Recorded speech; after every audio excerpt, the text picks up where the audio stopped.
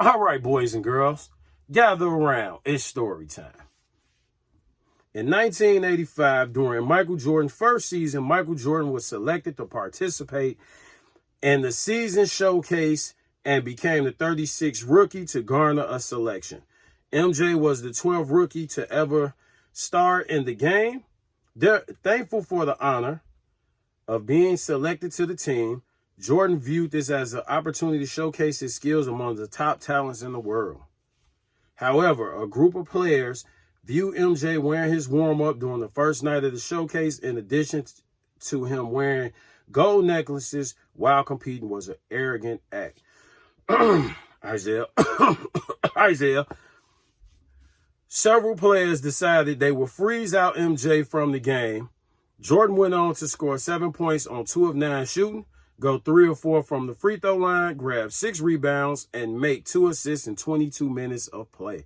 Some would say the events of the showcase further motivated Jordan to strive to get better each game. In 33 games after the break, MJ would finish out averaging 29.33 points per game, 6.6 rebounds per game, and 6.2 assists per game.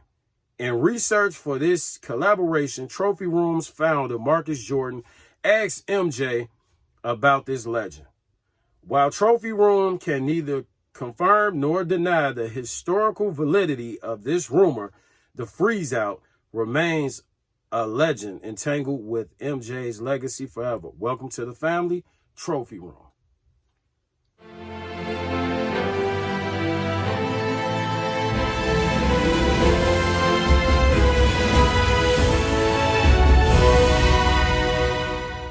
Good YouTube, it's your boy the Juggernaut of Souls, and we are back in the building with a very special review. And y'all saw the little story time that I gave, man, so I'm pretty sure y'all know what this video is all about, and the thumbnail probably gave it away too, man. We got that review and that opinion, that honest opinion on these Trophy Room ones, man. And the little story time I was reading came from the ticket stub. You know what I'm saying? Bow, bow. You know, this ticket stub right here is a part of what comes with the Trophy Room ones. And we already seeing out here, is it real? Is it fake? Is it real? Is it fake? If it didn't come with blue laces, it's fake. If it didn't this and this and this and this, we already know it was pairs that were stolen, that were real. We already know that there's resellers out here that have real pairs. We already know that. And we already know that there's people who actually got their pairs from the Trophy Room that's waiting on their blue laces. Coming soon. But anyway, if you get your pair, this ticket stub right here, it's pretty thick, man. You know what I'm saying? It's not a flimsy piece of paper. You know what I'm saying? It actually can be folded and torn like an actual ticket stub, but it has a nice little fair thickness to it. You know what I'm saying? It doesn't feel cheap and flimsy. It feels well printed. It's not really, you know, rough or anything like that, and you can't feel like the cheap, you know, like cheap print or anything or whatever. It's very detailed, but we know why y'all over here. Y'all come to look at the shoes. Y'all come to check out the shoes. But before we get into the shoes, man, this will not be one of my shoes of the year. It is the most controversial sneaker of 2021. I'm keeping it a buck.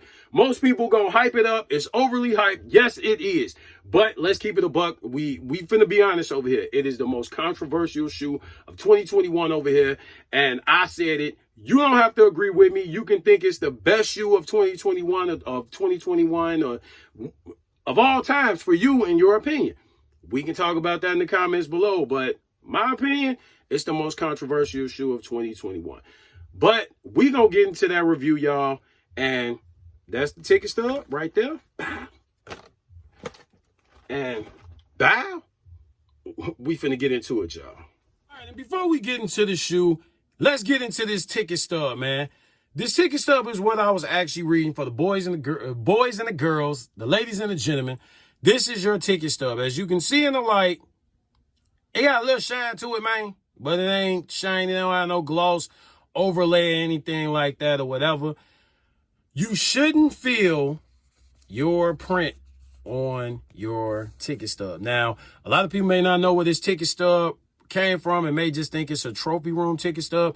This is actually what the 1985 NBA All-Star Game ticket stub looked like that took place in Indianapolis, Indiana. All right? This is what it looked like. You know, you see your stamps right now. You can feel your stamp right there where you can actually fold the ticket stub and actually tear it away. But we're not going to do that. We're not tearing it away. We're not doing all that stuff. But this is basically what it is. You have your date there of the NBA All-Star Game. 523 is pretty much Marcus and Jordan's number. And then you have the trophy room there, you know. So basically that's what it is. That gate 5, I'm sure Marcus probably put that on there for his number. And then you got all the stuff, the AJ1, HOG, the 525, and all that other good stuff. But you cannot feel your print on there or anything like that. It's very smooth, and you just kind of hit my finger going across it. You know what I'm saying? And then this is what I was reading to you guys. Okay? Again, same thing with the back. You just see a little light on it, but it's not a gloss overlay. All right? That's the ticket stub. Let's get to the shoes. All right. The frost on the shoe. You want to talk about the frost? The frost to me reminds me of when you go and you take a glass out the freezer and it sits in room temperature for a little bit. And as it sits in room temperature, you see the frost subtly start to go away. And whatever is in the glass, you start to see it behind it. That's this kind of effect with the Jordan signature and the wing. It's like a effect of that being behind the frost. You know what I'm saying? This frost, you can actually feel it a little bit, but it's not all rough and rigid or anything that's going to scratch your hand. Or, see, you can hear it. You know what I'm saying? Then when you get to your leather's decent. You know what I'm saying? It's not all crazy, super soft and all this other stuff and everything like that. You got your vintage stitching in the shoe, your outsole, your midsole, I'm sorry. Your midsole is sail.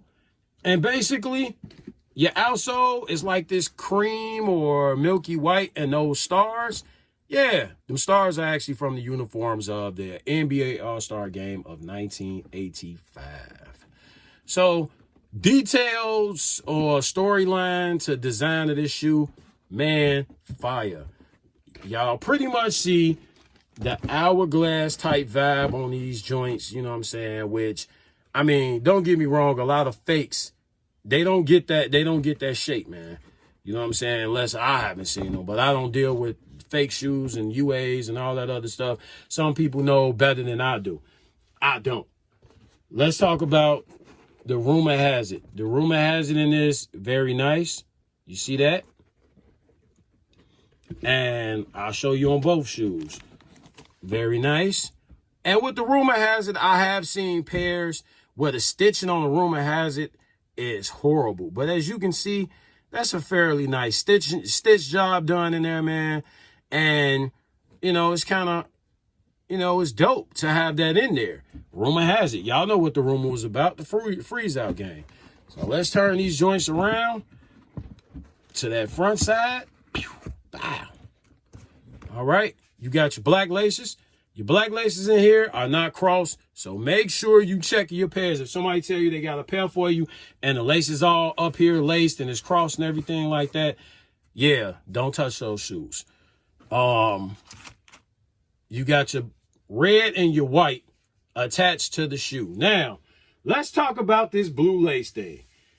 If you got pairs from the trophy room, your blue laces, probably coming soon. You know what I'm saying? I'm just going to say that, and I'm going to leave it alone. Coming soon. Some people, that's going to go over your head. But anyway, coming soon. However, those are the laces that come attached to the shoe, all right? The shoe, overall, nice. Let's get into your left shoe. We're going to take this down. We're going to get into the left shoe, and we're going to open the left shoe up, and we're going to show you. The number is 4,582 of 12,000. That's your left shoe. On your left shoe, you also have your insole in there that's red. That trophy room and all-star game patch there is actually sewn to the insole. It's not stitched. All right? Sewn. It's not glued. My bad. It's glue. It's sewn. It's not glued. Your right shoe, you have February 10th of 1985. That was the all-star game, the rumored freeze out. You look at the shoe again, there it is. It's sewn, not glued. You have your standard shoe tree in there. See that? This is a size 13, so you got your 13 through 14. All this is highly embroidered. You can feel this. And then right there, you see it says die cut sock liner. You see that? Die cut sock liner. I'm giving y'all the details, man. I'm gonna give y'all the details. Now, let's look at this box. I seen a review, and I'm not mentioning no names. The stars on them joints was white, okay? The stars on this box is not white, fam. You see that? I'm showing y'all right now. It ain't a single star on here where it shows up in white. There you go. There's your box. Boom, boom. Let's talk about the box. Box is overall nice. I like the marketing. My favorite color is blue. It's dope. Turn the box around. That's what you got. You know what I'm saying? You cannot feel this on here.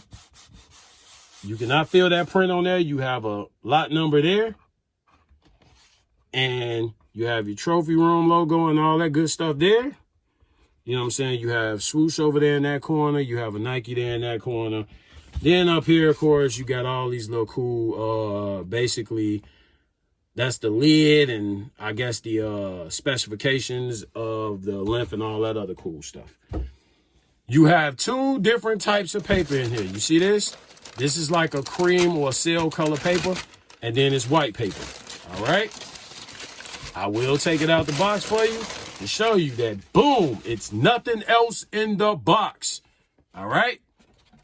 Nothing else in the box. It's just a blue starred traditional Jordan 1 retro box. And there's the label right there. You see it? Now, everybody who's worried about getting a pair and spending the money on the pairs and getting their shoes and, you know, wanting the shoe and not minding paying whatever the ticket is for this, whatever your source is selling these for. Are they worth $2,000 in my opinion? No, they overhyped. I was asked, were the fives better? Because I have both in my possession right now.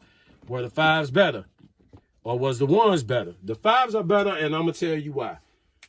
The fives are better because it's not a controversial shoe. This is controversial. It's all, man, like 2021 is controversial, bruh. This shoe is a complete headache. If you have a source where you can get this shoe for whatever you're going to get it for, man, don't break your neck to spend 2 G's for this shoe. Wait till if we get an actual release date to see if it tanks a little bit, see if it go down. If you want to sell it, if you want to buy it for $2,000 and you got that kind of just chop on hand, do your thing, man. Resellers, I'm not knocking you, man. Your price is your price.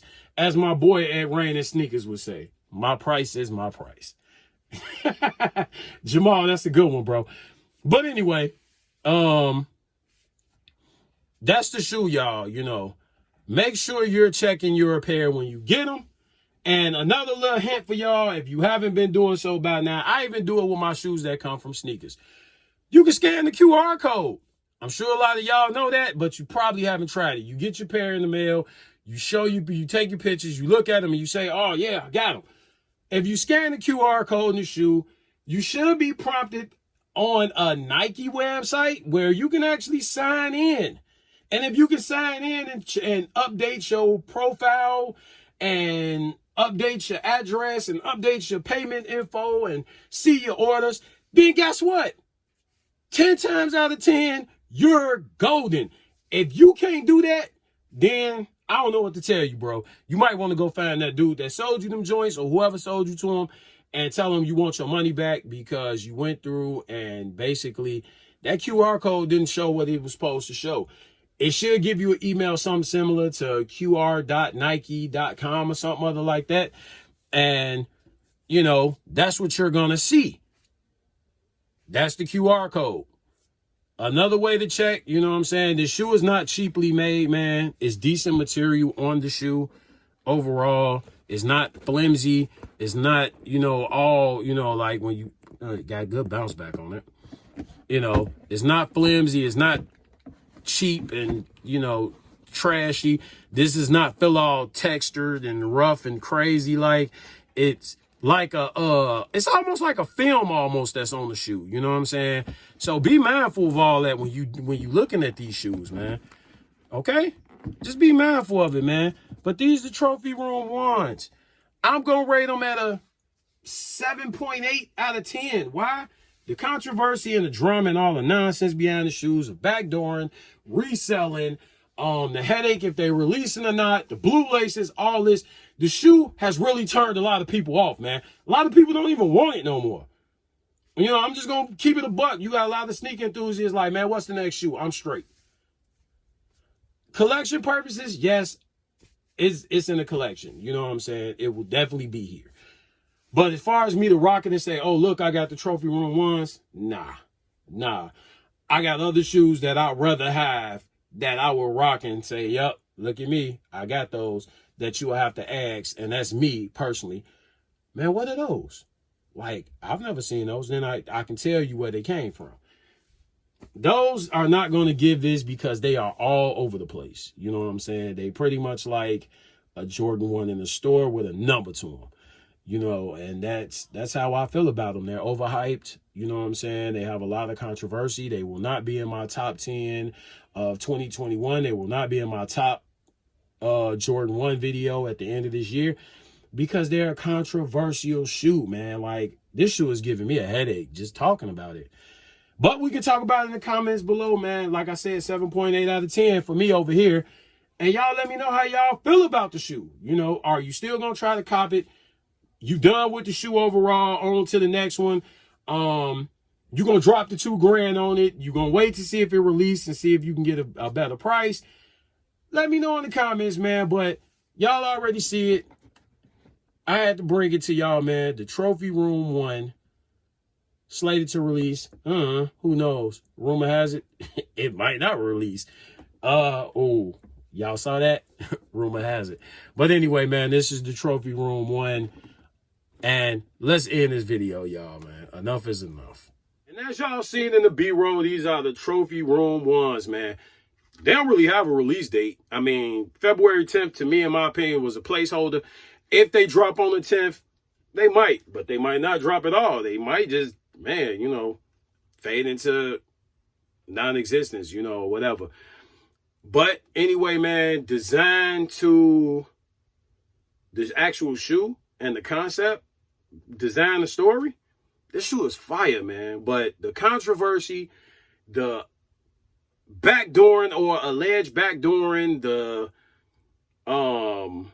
theft to the shoes, the reselling, all the pictures going across social media, man, has basically, in my opinion, tarnished the purpose behind the shoe, man.